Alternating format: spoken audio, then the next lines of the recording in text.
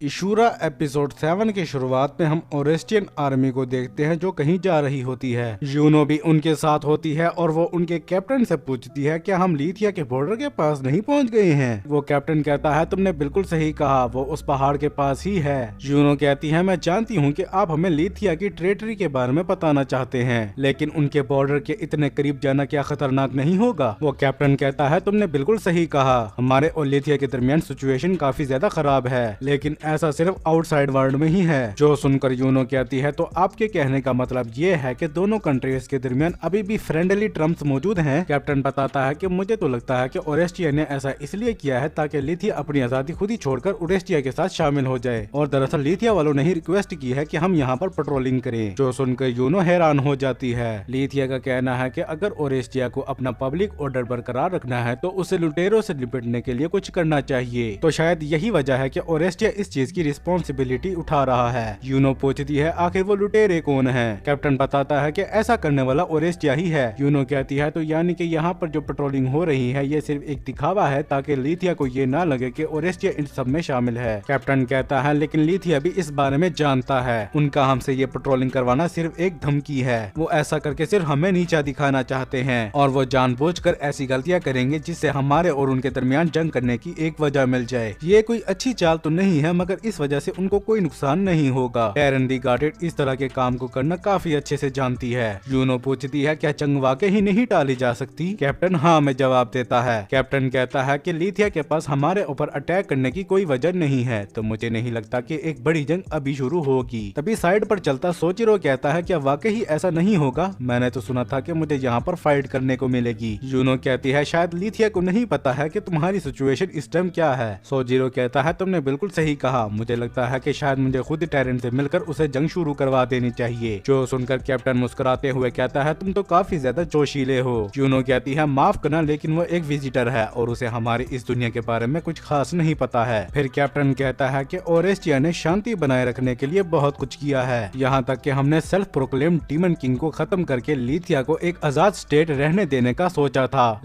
Uno कहती है तो इसका मतलब यही है कि टैरन नहीं चाहती कि ये जंग रुके। कैप्टन कहता है तुमने बिल्कुल सही कहा, अब जब ट्रू डीमन किंग नहीं रहा है तो वो इस किंगडम के अंदर एक नई स्टेट बनाना चाहती है। वो एक शूरा है जो जंग करवा सकती है। तभी उनके सामने शाल्क और हिग्वेरे चलते हुए आ रहे होते हैं, जिन्हें देखकर यूनो तो घबरा ही जाती है। वो सोचती है कि आखिर ये किस तरह की फीलिंग है। वो ओरेस्टियन के सोल्जर उनसे लड़ने के लिए तैयार हो जाते हैं। उनका कैप्टन उनसे कहता है कि तुम लोग वहीं पर रुक जाओ, हम लोग ओरेस्टिया के सोल्जर हैं जो कि लीथिया की रिक्वेस्ट पर यहाँ पेट्रोलिंग करने आए हैं। यूनो अपने मन में सोचती है कि ये बिल्कुल भी ठीक नहीं है, हमें यहाँ से भाग जाना चाहिए। कैप्टन अपने एक सोल्जर से कहता है कि अपने साथ 3 आदमी ले जाओ और हेडक्वार्टर को इस बारे में रिपोर्ट करो। तभी शाल्क कैप्टन के ऊपर अटैक कर देता है, जो उसे मारने ही वाला होता है, मगर सोजिरो सामने आकर उसे बचा लेता है। वो उसे दूर धकेल देता है और अपनी तलवार निकालते हुए कहता है कि तुम बुरे नहीं हो, मुझे तुमसे लड़ने में मजा आएगा। शाल्क भी कहता है तो यहाँ पर कोई है जो मेरे अटैक से बच गया। ये कहने के बाद वो उसके ऊपर अटैक करने लगता है, मगर सोजिरो उसके सारे अटैक से बच जाता है। शाल्क उससे कहता है क्या तुम अभी अपनी फुल स्पीड से लड़ रहे थे, मुझे तो लगा कि तुम रुके हुए हो। हम देखते हैं कि शाल्क का एक अटैक सोजिरो को लग गया था। सोजिरो उससे कहता है कि हड्डियों का ढांचा होने के बावजूद भी तुम बहुत बोलते हो। वो अपने मन में सोचता है कि मैं उसके अटैक्स को नहीं देख पाया। फिर वो अपनी तलवार को पकड़ते हुए कहता है कि मुझे उसके मूव्स को प्रिडिक्ट करना होगा। इसके बाद वो दोनों दोबारा से लड़ने लगते हैं। इस दौरान सोजिरो उसके सारे मूव्स और कमजोरियों को नोट करने लगता है। शाल्क उससे रुककर कहता है कि तुम्हारे अंदर हिम्मत तो है, और वो हंसते हुए कहता है कि तुम्हारे लिए ये काम हड्डियों को तोड़ने जैसा होगा। सोजिरो कहता है क्या तुम मेरे साथ मजाक कर रहे हो, क्यों ना मैं तुम्हारी हड्डियां सच में तोड़ दूं। ये कहकर वो शाल्क के ऊपर अटैक कर देता है और वो दोबारा से आपस में लड़ने लगते हैं। तभी उनका कैप्टन अपने सोल्जर्स को कहता है कि उनके ऊपर तीर बरसाओ। वो सोल्जर ऐसा करने ही वाले होते हैं। तभी उनका कैप्टन कहता है कि उस स्केलेटन के ऊपर नहीं बल्कि उस मैंड्रिक के ऊपर। शाल्क हिग्वेरे से कहता है कि इस तलवारबाज को मैं संभालता हूँ, तुम्हारे लिए इससे लड़ना मुश्किल होगा, तुम यहाँ से एक घोड़ा चुरा कर भाग जाओ। जो सुनकर हिग्वेरे कहता है ठीक है मैं ऐसा ही करूंगा, और वो उन सोल्जर से लड़ने के लिए चला जाता है ताकि उनसे एक घोड़ा चुरा सके। जो देखकर उनका कैप्टन उसके ऊपर तीर बरसाने का कहता है, मगर हिग्वेरे अपने अंदर से काफी सारी स्वार्स निकालकर उन सोल्जर के ऊपर एक एक करके स्टैब कर देता है। यूनो एक सोल्जर के पीछे बैठी हुई थी तो वो उस अटैक से बच जाती है। वो कैप्टन से पूछती है क्या वो ठीक है। कैप्टन कहता है कि ये अटैक जानलेवा नहीं था।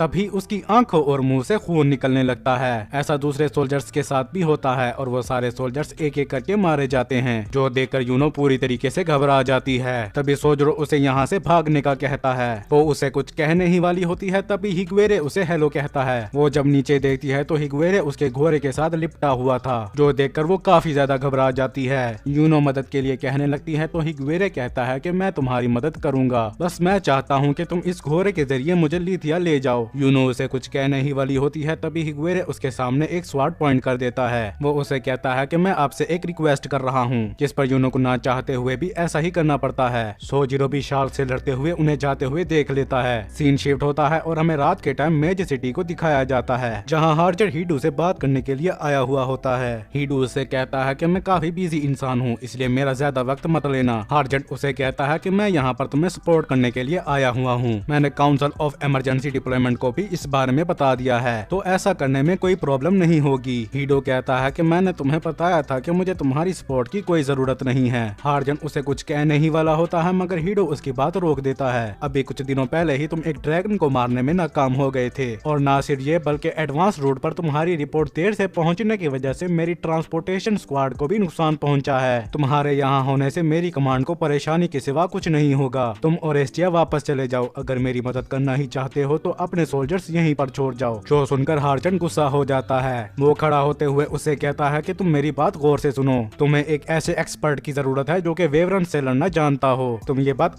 हीडू उसे कहता है तो क्या तुम अपने हथियार की मदद से आलस को मार देना। मैं सिर्फ तुम्हें इतना ही करने की इजाजत दे सकता हूँ। तभी उस सिटी के बाहर एक अटैक होता है। हार्जन और हीडू भी जब खिड़की से देखते हैं तो वो देखकर हैरान रह जाते हैं कि सिटी का एक बहुत बड़ा हिस्सा पूरी तरीके से तबाह हो गया था। तभी उसी जगह से दोबारा से एक बहुत बड़ा अटैक होता है, जो कि शहर के हिफाजती दीवार को तोड़ते हुए शहर के अंदर घुसकर वहाँ पर तबाही मचा देता है। जो देखकर हीडू कहता है कि वो अभी से ही इस चीज का इस्तेमाल कर रही है, क्या वो पागल हो गई है। हार्जन पूछता है क्या ये जंग का ऐलान है। वो मेज सिटी के ऊपर अटैक क्यों कर रही है। मेज सिटी के तो लिथिया के साथ अच्छे ताल्लुकात हैं, मगर हीडू उसे चुप रहने का कहता है। वो अपने मन में सोचता है कि टेरन जंग के लिए पूरी तरीके से तैयार है, तो क्या ये उसके एक प्लान का पार्ट है। उसे शायद अब किसी चीज की परवाह नहीं है। हमें नहीं लगा था कि टेरन इतना नीचे गिर जाएगी। तभी हीडू के पास एक सोल्जर उसे रिपोर्ट देने के लिए आता है। हीडू कहता है क्या तुम मुझे। हीडू कहता है कि हमारे स्क्वाड ने वहाँ पर जाकर चेक किया था, वहाँ के सारे सोल्जर्स मारे गए थे। देखकर लगता है कि उन्हें पॉइजन दिया गया था, उनमें से कोई भी जिंदा नहीं बच पाया है। हीडू पूछता है क्या मतलब कोई भी नहीं। वो सोल्जर कहता है यहाँ तक कि सोजिरो द वेलोस्वार्ड भी नहीं। देखकर लगता है कि हम कोई भी सर्वाइवर नहीं ढूंढ पाए हैं। जो सुनकर हार्जन उसे कहता है कि अब तुम क्या करोगे हीडो द क्लैम्प। हीडो कहता है कि सिर्फ सोजिरो ही असैसिनेशन प्लान के लिए मोहरा नहीं है, मैंने पहले ही किसी को भेज दिया है, कूदे द पासिंग डिजास्टर। हार्जन कहता है कि अब असैसिनेशन प्लान के ऊपर काम करना बिल्कुल बेकार है, हमें अपनी फौज को उनसे लड़ने के लिए तैयार कर लेना चाहिए। हीडू कहता है कि मैं अपने सोल्जर्स को सामने से लड़ने के लिए नहीं भेज सकता। वेवरेंट्स की आर्मी यहाँ देखता है तो वहाँ पर काफी सारे वेवरेंट्स उनके ऊपर अटैक करने के लिए आ रहे होते हैं। वो कहता है ठीक है, इस मामले को मैं संभाल लूंगा, वेवरेंट्स का शिकार करना मेरा काम है। हीडू गुस्से में कहता है कि तुम चुप हो जाओ बूढ़े इंसान कहीं के। क्या इस टाइम पर हम अपनी एंटी एयर स्क्वाड को आगे लड़ने के लिए भेज भी सकते हैं। अगर वो लोग बिल्डिंग के अंदर घुस गए तो हमारा उनसे लड़ना मुश्किल हो जाएगा।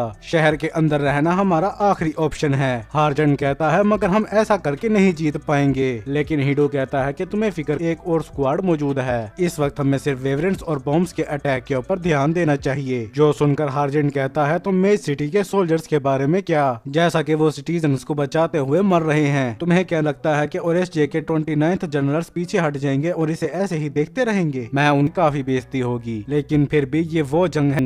तुम इमरजेंसी रेडियो लाइन 7 से मेरी बात करवाओ। जो सुनकर वो सोल्जर ऐसा ही करता है। हीडू रेडियो पर जिससे बात करता है वो और कहीं नहीं बल्कि नहीलो होती है। वो उससे रेडियो पर कहता है कि तुम सारे वेवरेंट्स को मार दो, लेकिन हमारे दुश्मन की किसी भी आर्मी सोल्जर को मत मारना जब तक कि जरूरत ना पड़े। नहीलो पूछती है क्या तुम मुझे अभी से ही भेज रहे हो। हीडू कहता है कि सिचुएशन अब बदल गई है, सोजिरो द वेलोस्वार्ड मारा गया है, टेरन को असैसिनेट करने की कोई गारंटी नहीं है। अगर कूजे भी अपने मिशन में नाकाम होता है तो तुम लिथिया को पूरी तरीके से तबाह कर देना। जो सुनकर नहीलो कहती है ठीक है, ये इतना मुश्किल नहीं होगा। अगर तुम जंग जीत गए तो क्या तुम मेरी ख्वाहिश पूरी करोगे। हीडू कहता है कि तुम एक आम रेजिडेंट शहरी के बराबर जिंदगी चाहती हो, मैं तुम्हें इस चीज की अप्रूवल दे दूंगा जिसे कोई भी मानने से इनकार नहीं करेगा। तुम जैसे चाहो वैसे रह सकती हो। नहीलो कहती है और मैं स्कूल भी जाना चाहती हूँ। हीडू कहता है अगर तुम कामयाब हुई मैं वाकई उस मॉन्स्टर को वहाँ पर भेजना चाहिए। हीडू कहता है कि वो एक हथियार है और तुमने सुना ना कि अभी सीन शिफ्ट होता है और नहीलो एक स्टोर जैसे दिखने वाली जगह के बाहर 2 लोगों से बात करती होती है। वो उन दोनों को उस स्टोर का दरवाजा खोलने को कहती है। उन दोनों को हीडू से ऑर्डर तो मिले होते हैं मगर फिर भी वो ऐसा करने पर घबरा रहे होते हैं। नहीलो हंसते हुए कहती है, क्या तुम्हें लगता है कि मैं तुम्हें धोखा दे दूंगी? क्या तुम लोग मुझ पर इसलिए भरोसा नहीं करते क्योंकि मैं कोई मिनियन नहीं हूँ? जो सुनने के बाद वो दोनों उस स्टोर का गेट खोल देते हैं जहाँ पर एक बहुत बड़ा स्पाइडर होता है जो शायद एक रिपोर्ट है। नहीलो उसे देखते हुए कहती है कि हम दोबारा से एक बैटल कर रहे हैं हेलेंटन। इसके बाद नहीलो अपने कपड़े उतारने लगती है। वहाँ पर खड़ा एक आदमी कहता है कि आखिर तुम ये क्या कर रही हो? नहीलो उसे कहती है कि क्या तुम्हें इससे कोई प्रॉब्लम है? वो आदमी अपना मुंह दूसरी तरफ करते हुए कहता है, नहीं कुछ नहीं। नहीलो भागकर उस स्पाइडर के अंदर जा बैठती है और अपनी पीठ पर लगे वायर्स उस स्पाइडर के साथ कनेक्ट करने लगती है जिससे वो स्पाइडर रिपोर्ट एक्टिवेट हो जाता है। जो देखकर वो दोनों डर जाते हैं और वहाँ से हट जाते हैं।